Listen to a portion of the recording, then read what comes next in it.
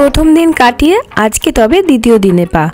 আর আমি এখন জানি এটাও যে এত দেরি করে ব্লগটা দিচ্ছি, সেজন্য আপনাদের মধ্যে অনেকেই হয়তো ভুলতে বসেছেন যে কোথায় পা দিলাম, কিভাবে, কেনই বা পা দিচ্ছি।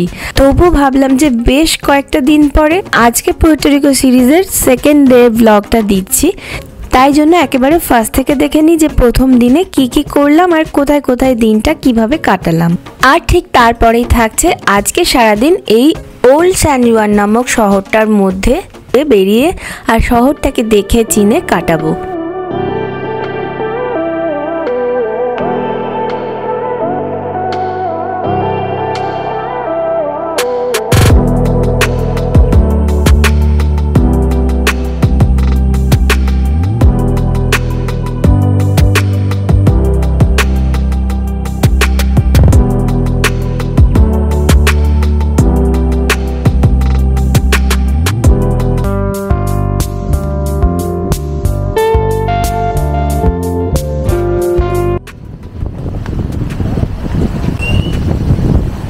হ্যালো এভরিওয়ান, সবাই কেমন আছেন? আশা করি খুব ভালো আছেন। Welcome back to my channel to new blog. আর কালকে হচ্ছে কি রাত্রিবেলা তো ফিরে গিয়েছিলাম, আজকে আবার এখন বেরোচ্ছি। এখন মানে আমাদের যাওয়ার কথা আছে একটা শহরে, মেনলি আজকে শহর ঘোরার কথা।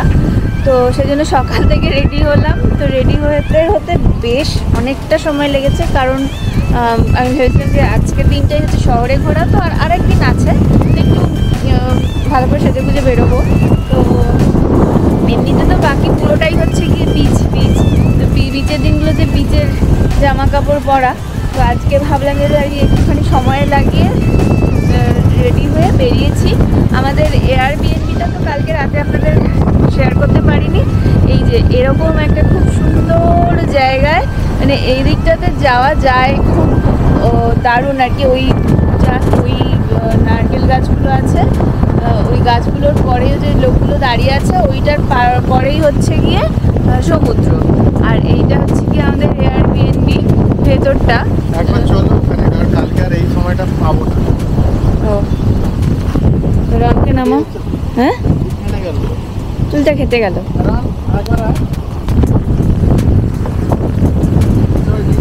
চুল টুল সব কেটে যাচ্ছে, আর চুল দিয়েই আমার সানগ্লাস হয়ে যাচ্ছে দেখুন।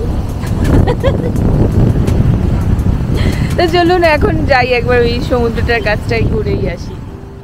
এমনিতে তো কথাতেই আছে যে ভোজন রসিক আর ভ্রমণ বিলাসী বাঙালি, তো আমরাও সেই বাঙালিদের মধ্যেই পড়ি বলে মাঝে মাঝেই এরকম টুকটাক হঠাৎ কোনো প্ল্যান করে বেরিয়ে পড়ি।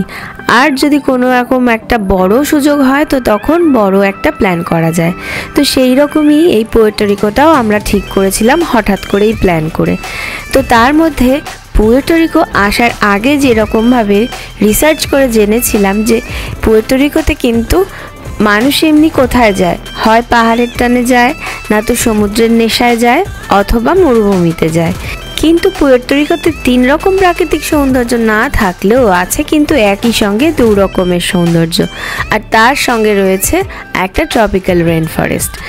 আর তার সঙ্গে যেটা সবথেকে বড় ইম্পর্টেন্ট জিনিস হলো এখনকার দিনে ভিসার বেশ সমস্যা।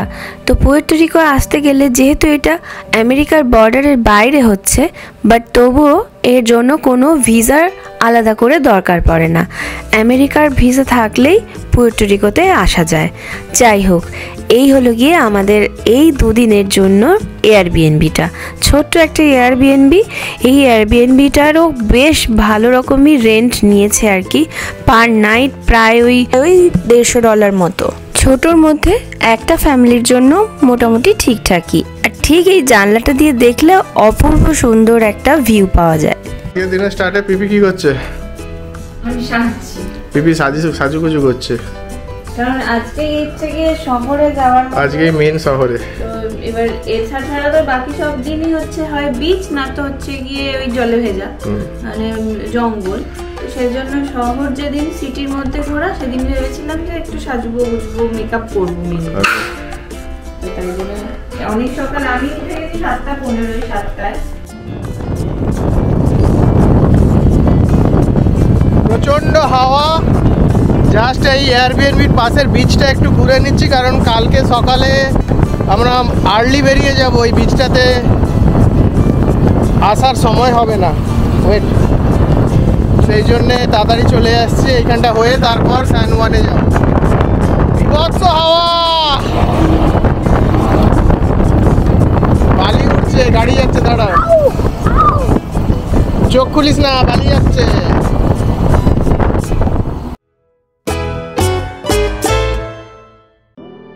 কি প্রচণ্ড হাওয়া দেখেছেন? এই গতকাল থেকে যে কটা বিচে দেখলাম ঘুরছি, সমস্ত এইখানে বিচগুলোয় কি হাওয়া। তো এই হলো অসাধারণ এই সমুদ্রের ভিউ।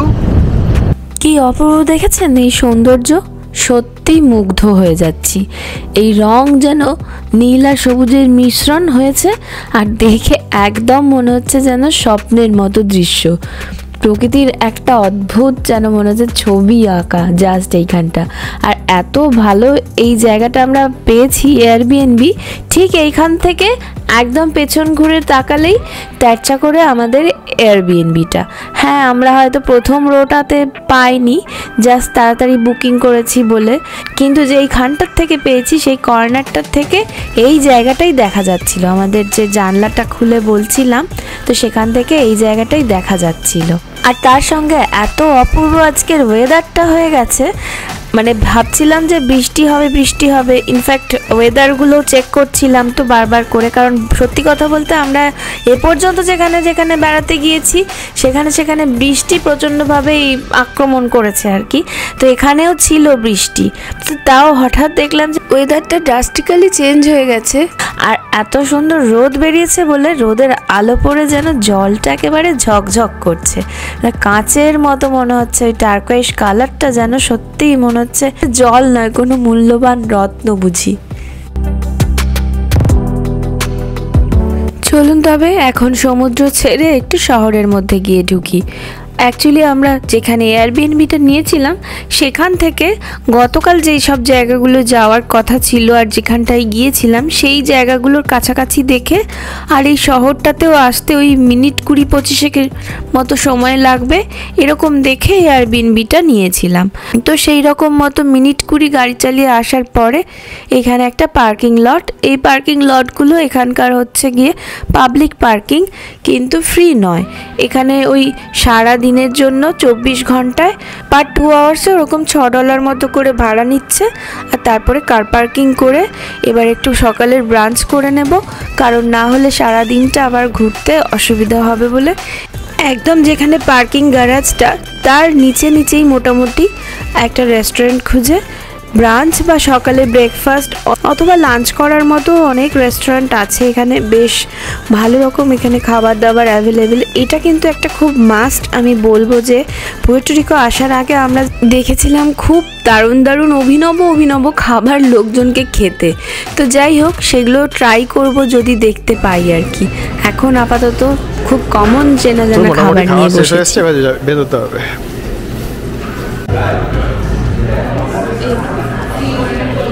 হলো, খাওয়া হলো, পেট ভরেছে?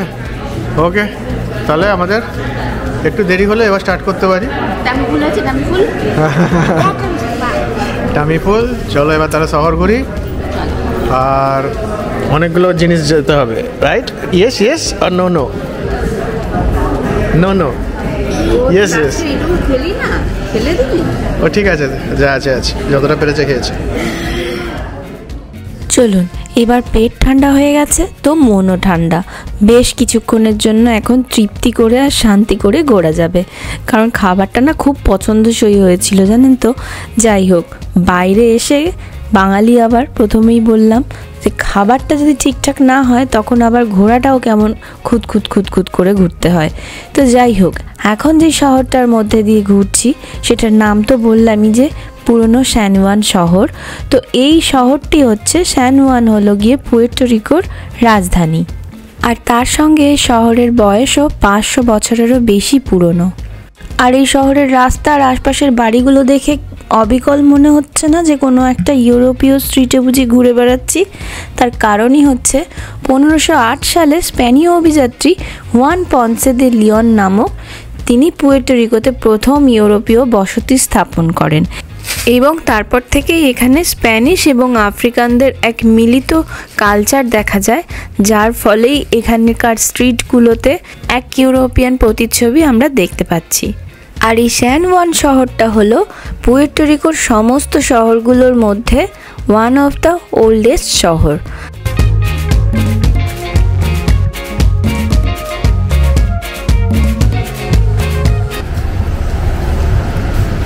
হাওয়া খেয়ে যা, খেয়েছিস হাওয়া? এমনিতে এখানকার আবহাওয়া বলতে গেলে গরমের সময় বেশ ভালোই গরম পড়ে, তবে যে সময়টা আমরা ঘুরে বেড়াচ্ছি এই সময়টা ধরুন ওই এপ্রিল মাসের শুরুর দিকে, সেই জন্য এখানে তখনও সেরমভাবে গরম পড়েনি। ওই যেহেতু আমরা নর্থ ক্যারোলিনা থেকে এসেছি, ওইখানকার থেকে একটু গরম বেশি। তবে সেভাবে দেখতে গেলে পুয়ের্তো রিকো কিন্তু ট্রপিক্যাল ক্লাইমেট বলে এখানের ইয়ারলি মোটামুটি গরম আর হিউমিড থাকে। সময় অসময়ে কিন্তু হুটপাট বৃষ্টিও নেমে যেতে পারে। তো আমরা আপাতত বৃষ্টির সম্মুখীন হইনি, জাস্ট গতকাল যখন ফ্লাইট থেকে নেমেছিলাম তার পরপর এক পশলা বৃষ্টি নেমেছিল, সেটাও আবার খুব কম সময়ের জন্য। যাই হোক, আমার ঘুঘু পাখি খুব গরমে অস্থির হচ্ছিল বলে ওই এ দোকান সে দোকান যেখানে এসি চলছে দেখতে পাচ্ছে, বলছে চলো একটু ঢুকে যাই মামা।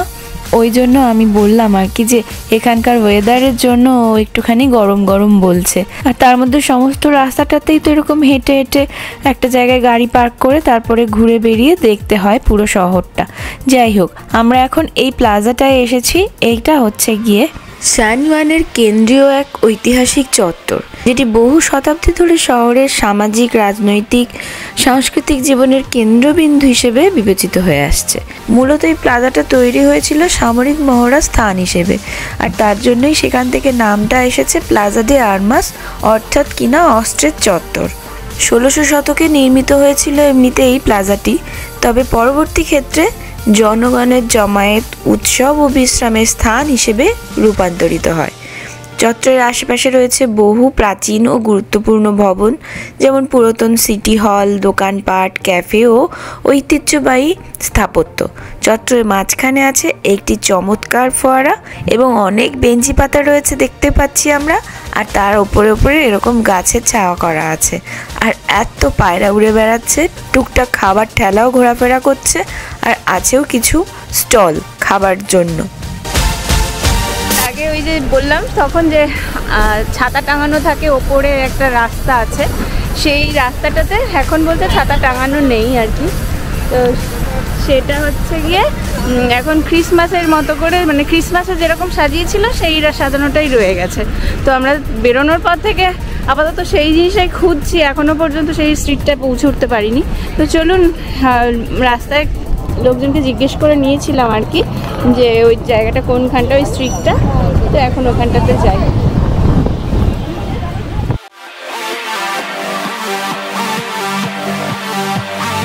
সারা দিনে মোটামুটি হেঁটে হেঁটে ঘুরলে এই শহরে অনেক কিছুই দেখার মতো আছে।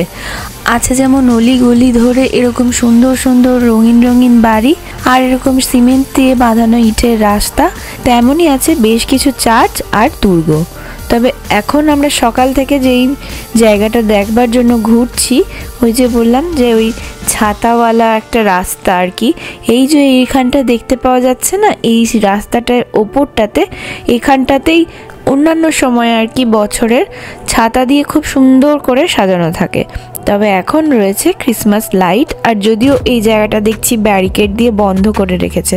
আর এই রাস্তার শেষ প্রান্তে রয়েছে লা ফর্তেলেজা, অর্থাৎ কিনা গভর্নরের প্রাসাদ, যেটা এখনও কার্যকর সরকারি বাসভবন হিসেবে ব্যবহৃত হচ্ছে।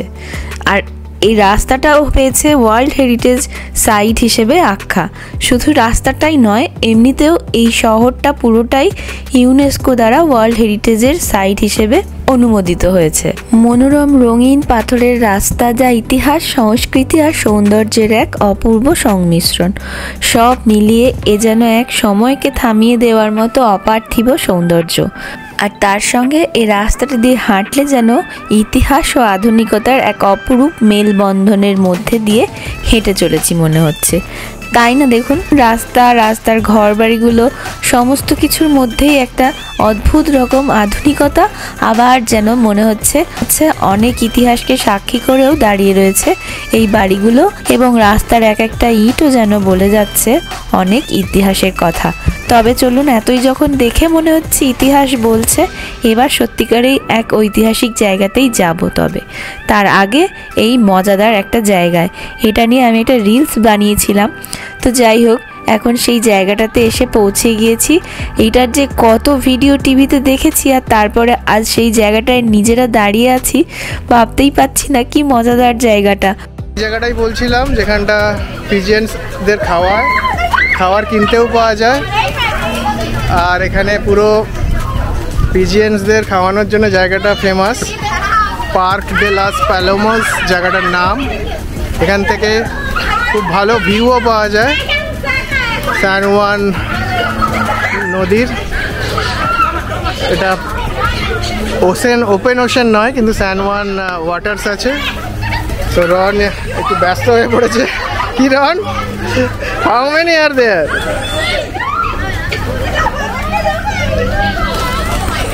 So this is a very interesting place. Quite fun to be here.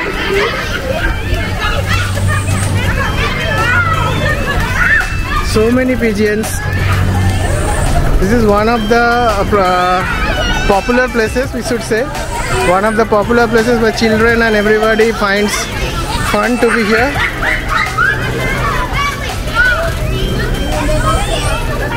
এটা বেশ মজাদার জায়গা। এখানে পায়রা নিয়ে সবাই খুব মজা করে, ইন্টারেস্টিং প্লেস, ফান প্লেস।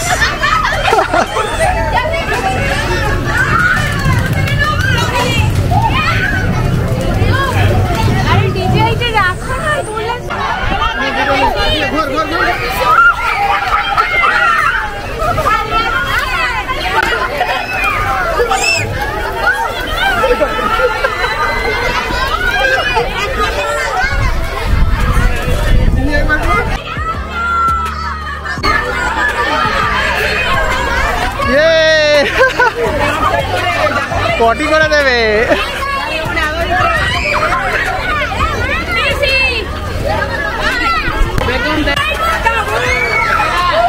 খোল হাতটা, খোল। Open your hand. দাঁড়া, স্ট্রেট। তুই দাঁড়া না, ও দাঁড়িয়ে যাবে, তুই দাঁড়া। Stand still. আর যাই বলুন, এই জায়গাটা কিন্তু মন্দ না, একদম আইডিয়াল ফর ফটোশ্যুট। যে রকমভাবে পায়রাগুলো মাথায় এসে অদ্ভুত রকমভাবে বসে যাচ্ছে, মাথাতে তো খাবার নেই, কিন্তু তাও ওরা মাথায় এসে দারুণভাবে পোজ দিচ্ছে বসে বসে। এই দেখুন। নাইস।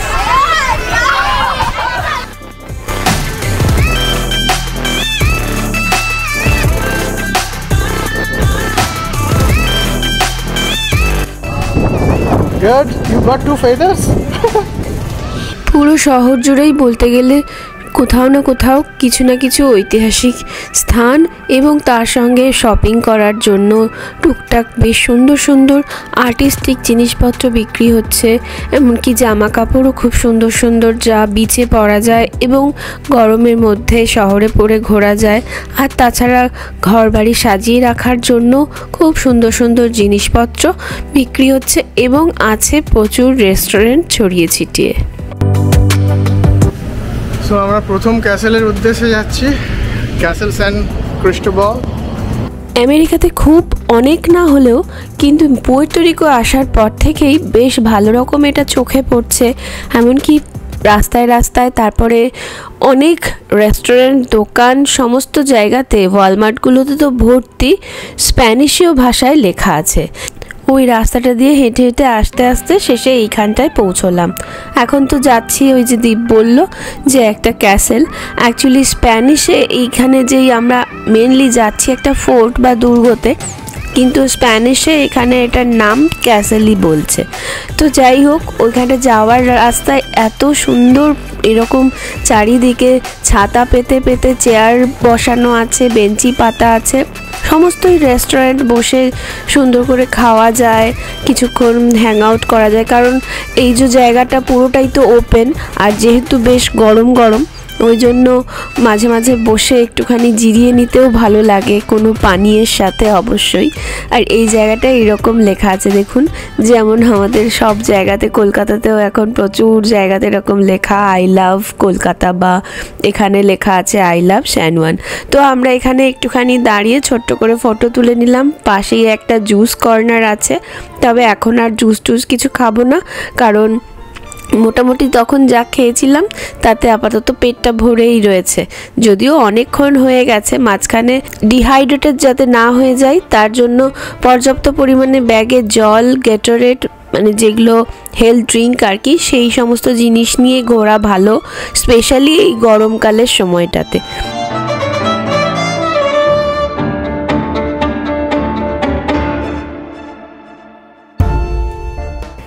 বেশ অনেকখানি হেঁটে এইখানটায় পৌঁছতে হলো, যেখানটায় হচ্ছে ফোর্টটা আছে। তো ফোর্ট এই শহরে দুটোই আছে, তার মধ্যে প্রথমে আমরা যাচ্ছি হচ্ছে ক্যাসিলো সান ক্রিস্টোবল। তো এখানটায় আসার জন্য একটু উঁচু দিয়ে উঠতে হলো আর কি, যেহেতু ওই রাস্তাটা কোনো সিঁড়ি নেই, স্লোপের মতো করা আছে।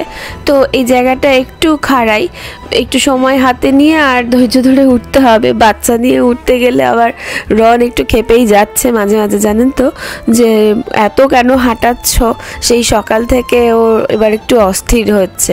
তো যাই হোক, তার মধ্যে আবার ফোর্টে একেবারে দোরগোড়াটায় এসেও বেশ অনেকটা উঁচু। এই যে এইখানটা হচ্ছে প্রাচীরের মতো করা আছে, আর এই ডান দিক দিয়ে তাকালেই হচ্ছে গিয়ে অনেকটা নিচু খাদের মতো, আর বাঁদিকে খোলা সমুদ্র।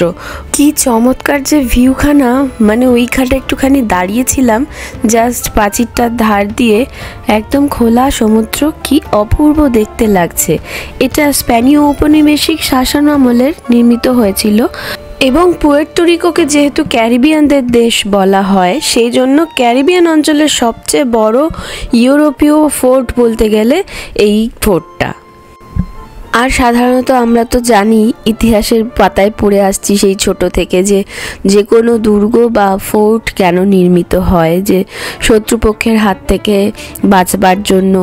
এই সমস্ত যেসব সমুদ্রের পাড়ে যে সমস্ত ফোর্টগুলো হয়, সেগুলো তো হচ্ছে বহিরাগত শত্রু যারা জল দিয়ে আক্রমণ করতো তখনকার দিনে, সেই সমস্ত কিছু দেখার জন্য এবং সেই শক্তিকে প্রতিরোধ করার জন্য আর কি এই ধরনের ফোর্টগুলো সমুদ্রের পাড়ে নির্মিত হতো।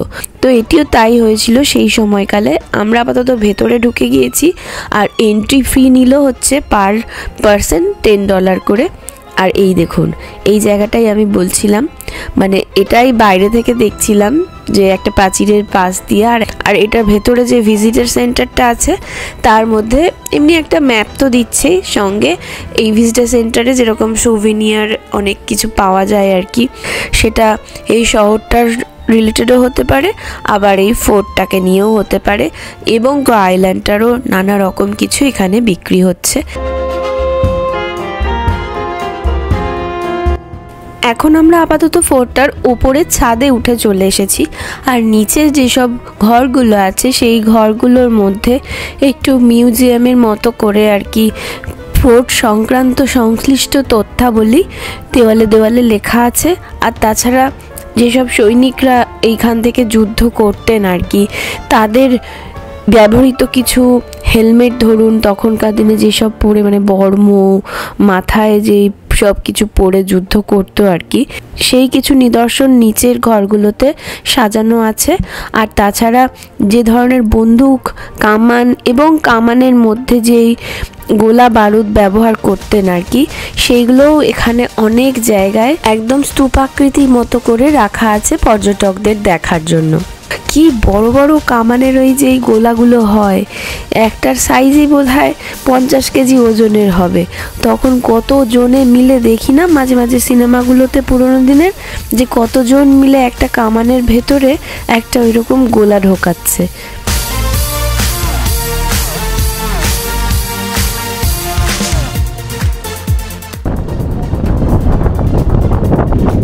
ক্লাস হচ্ছে বলে বেশ ভালো লাগছে। কুলকুল হাওয়া, খুব চিল্ড হাওয়াও নয়, নর্মালি ময়েসটা চিটচিটে থাকে, অতটা চিটচিটেও লাগছে না। আর ওয়েদারটা এরকম চমৎকার হয়ে আছে বলে ঘুরতেও ভালো লাগছে। দেখবেন ওয়েদার ভালো না থাকলে তখন আবার কিছুই ভালো লাগে না, তা সে ভীষণ গরম, ভীষণ শীত, অথবা খুব বৃষ্টি টিষ্টি পড়লেও। আর এইবার এইখানে একটু লাইন দিতে হয়েছে, ওই যে দেখা যাচ্ছে গলির মধ্যে দিয়ে যাচ্ছে সেন্ট্রি বক্স বা গ্যারিটাস এইরকম নাম বলছে, এগুলোর মানে হচ্ছে প্রহরী কক্ষ। তো যেহেতু দুর্গ, তো দুর্গতে তো প্রহরী প্রহরা দেবেই, তো সেই তার জন্যই এরকম কক্ষ করা আছে, মানে ঘরের মতো করা আছে, খুব ছোট্ট একটি মানুষ আটার মতোই জায়গা। কোথায় এলে? এটা একটা গ্যারিটাস বলে। আর এরকমভাবে ছোট ছোট করে জানলার মতো ভাগ করা আছে। এগুলো হচ্ছে গিয়ে বেশ অনেকগুলো, মানে গোটা দুর্গটা জুড়ে এইরকম প্রহরী কক্ষ অথবা গ্যারিটাস বেশ অনেকগুলো আছে। তো আমরা এটাই দেখে এসেছিলাম যে এটাই মেন এখানটার ভিউ পয়েন্ট আর কি, যে ফটোটা তুললে এখান থেকে ভালো আসে, তো তার জন্য এখানটাতেই আমরা লাইন দিয়ে দাঁড়িয়েছিলাম। যাক চলুন, আর এই জায়গাটা হচ্ছে গিয়ে সমস্ত শহরটা এবং সমুদ্র জুড়ে, সমুদ্রের বন্দরটা জুড়ে একটা ওপর থেকে, ফোর্টের ওপর থেকে ভিউ পাওয়া যায়। তো নিচেটা দেখতে ফোর্টের ওপর থেকে এরম সুন্দর লাগে।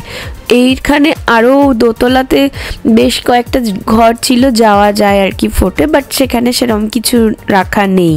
তো যাই হোক চলুন, আমাদের এই ফোর্টটি তো দেখা হয়েও গেল, এবার আমরা যাব দ্বিতীয় ফোর্টটায়, যদিও সময় হয়ে আসছে, কারণ যেটা দেখছি যে এখানকার সমস্ত কিছুই 5টার মধ্যে বন্ধ হয়ে যায়। হ্যাঁ, অবশ্যই রেস্টুরেন্টগুলো ছাড়া এই দেখার জায়গাগুলো যেমন ফোর্টগুলো সব 5টায় বন্ধ। আর ওই ফোর্টে যে আমরা টিকিট কেটেছি সেই টিকিটটা দিয়ে এই সেকেন্ড ফোর্টটাতে একই টিকিটে ঢোকা যাবে।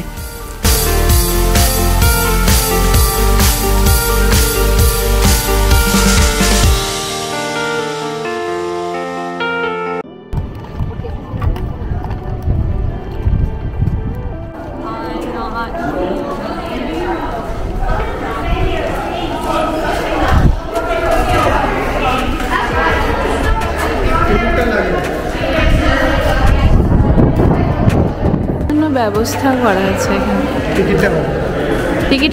আর আজকের দিনের এটাই শেষ এবং দ্বিতীয় ফোর্ট, নাম ক্যাসিলো স্যান ফিলিপে দেল মোরো। বাবা, এদের নামগুলো কি প্রচণ্ড কঠিন, স্প্যানিশ ভাষাটাই বেশ জটিল লাগে। আমার তো খুব মনে হয়, আপনাদের কি মনে হয় জানাবেন পারলে কমেন্ট বক্সে। যাই হোক, এখানে আসার পরে শুনলাম যে এটা 5টায় বন্ধ হয়ে যাওয়ার কথা। সো আমরা একেবারে লাস্ট ঘন্টায় এসে পৌঁছেছি, জাস্ট হাতে ওই 10 to 15 মিনিট টাইম, তার মধ্যে উপর নিচ সমস্তটা দেখার ব্যাপার আছে। তো অতটা আর দেখার কিছু সেরকম নেই, কারণ আগের ফোর্টটাতে যা যা দেখেছি এখানেও অলমোস্ট সেমই আছে জিনিসপত্র, শুধু এটা আরেকটু আয়তনে ছোট। আর এইটার মধ্যে আছে একটা লাইট হাউস দেখতে পাচ্ছি, যেটা এখন কার্যকরী নয় আর কি, মানে এখান থেকে উঠে দেখা যায় না বা এখানের থেকে কোনো কাজ হয় না। তো এখান থেকে একটা খুব সুন্দর ভিউ পাওয়া যায়, হচ্ছে এই যে দেখতে পাওয়া যাচ্ছে এখানে একটা গ্রেভিয়ার্ড বা কবরস্থান, আর তার পাশেই একদম বিস্তীর্ণ সমুদ্র। এই সিনটা জাস্ট ব্রিথ টেকিং। তো যাই হোক, আমাদেরকে বেশ তাড়াহুড়ো করেই ওখান থেকে আর কি বেরিয়ে আসতে হলো, কারণ বাইরেটাতেও যদিও অনেকক্ষণ টাইম আমরা বসেছিলাম, ওই ফোর্টটার মাঠটা একটা বিরাট বড় মাঠ, সেখানটায় বেশ কিছুক্ষণ টাইম বসা যায়, সময় কাটানো যায়, কিন্তু ওখানটা তো চরম রোদ এখন। তো যাই হোক, আমরা এবার খিদে পাচ্ছে বলে একটু হেঁটে এসেছি। আর এই দেখুন, বলছিলাম সকাল থেকে যে অনেক চার্চ আছে, মোটামুটি 3-4খানা তো চার্চ আছেই আছে এই ছোট্ট শহরটার মধ্যে। তার মধ্যে এইটা একটা, এই চার্চটার নাম হচ্ছে গিয়ে ক্যাথেড্রাল ব্যাসিলিকা মোনর দে স্যান জুয়ান বাতিস্তা। তো এখানে ঢোকার জন্য পার পার্সন $3 করে লাগ। আর ঠিক গলিটা টার্ন নেওয়ার আগের মুখেই ছিল আর একটা ছোট্ট চার্চ। আর এছাড়াও সকালে যেখানটায় পায়রা উঠছিল ওই জায়গাটার পাশে ছিল আর একটা ছোট্ট মতো চার্চ। আমরা অবশেষে এই রেস্টুরেন্টটা খুঁজে পেয়েছি।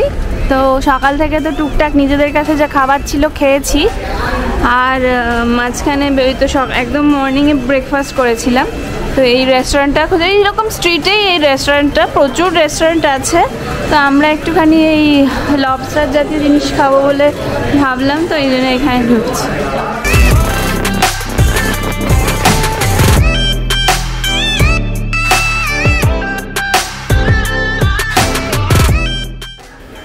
আজকাল গ্লোবালাইজেশনের যুগে সমস্ত জিনিস সব জায়গাতেই অ্যাভেলেবেল, আর না হলে মোটামুটি সোশ্যাল মিডিয়ার দৌলতে তো সব কিছুই শিখে নেওয়া যায়। তো এখানকার মেন হচ্ছে পিনাকোলাটাটাই হচ্ছে গিয়ে এই পুয়ের্তো রিকোতে আবিষ্কার হয়েছে, যেটা জানি। তো তার জন্য আমরা পিনাকোলাটা একটা নিয়েছি। আর এই দেখুন আমার হাতে যেটা, ওটা হচ্ছে ফর কিডস, ছোট্ট করে একটা পিনাকোলাটা দিয়ে গেছে, কারণ পিনাকোলাটা এমনিতে হচ্ছে গিয়ে রেসিপিটাতে রাম থাকে, তো রাম তো বাচ্চাকে দেওয়া যাবে না। আর আরেকটা হচ্ছে নিয়েছি হচ্ছে মোফঙ্গোটা হচ্ছে নর্মালি একটা কাঁচকলার দিয়ে রেসিপি। অবশেষে আমাদের কাঁচকলা দিয়ে একটা মেনু এসে উপস্থিত। এদের এখানে কি প্লেনটেন না কি মোফঙ্গ বলে যেই অপশনটা ছিল আর কি মেনুর মধ্যে, সেই আইটেমটা হচ্ছে কি এটা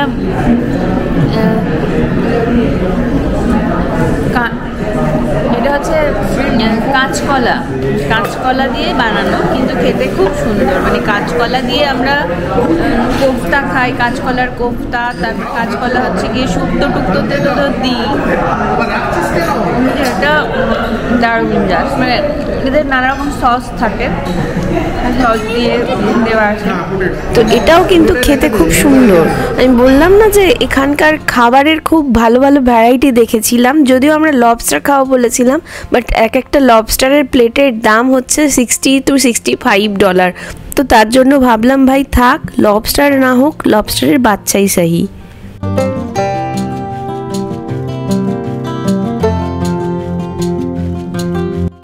এখন তেমন খুব একটা বেশিও বাজে না, জানেন তো, মোটামুটি ওই 7টা মতো বাজে। আর এইটা হচ্ছে গিয়ে এই রেস্টুরেন্টের লাগোয়া একটা সোভেনিয়ার শপ। কি কিউট করে একটা ডাবের খোলা দিয়ে বানানো সোভেনিয়ার রয়েছে, পিগি ব্যাংক, বোকা ভাড় আর কি। এমনি এখানকার ডাবগুলোর দাম করছিলাম ওই ফোর্টে, বললো $7 করে দাম। এবার আমরা বাড়ি ফিরে চলে এসেছি, মানে আমাদের এয়ারবিএনবিতে। রান্না শুরু করেছো? খিদে পেয়ে গেছে। ভাতে আলু দিয়েছো? তো আমরা মোটামুটি সেই সকালে বেরিয়ে আর রাতে বাড়ি ফেরার পরে বেশ বিধ্বস্ত চেহারা, চোখের কাজল টাজল একদম স্মাজড। আর যদিও আমরা একটুখানি এখানে বাজার করে নিয়ে এসেছি, যেহেতু এয়ারবিএনবি বলে, প্যাক করে আর কালকের জন্য রেডি হব, যেহেতু কালকে এই এয়ারবিএনবিটা একেবারে ছেড়ে দিতে হবে। তো চলুন আজকের মতো ব্লগটাও এখানে শেষ করি। আর আপনাদের কেমন লাগলো কিন্তু পারলে অবশ্যই কমেন্ট বক্সে কমেন্ট করে জানাতে ভুলবেন না। কিছু যদি কোয়েশ্চেন থাকে অবশ্যই কমেন্ট বক্সে লিখবেন।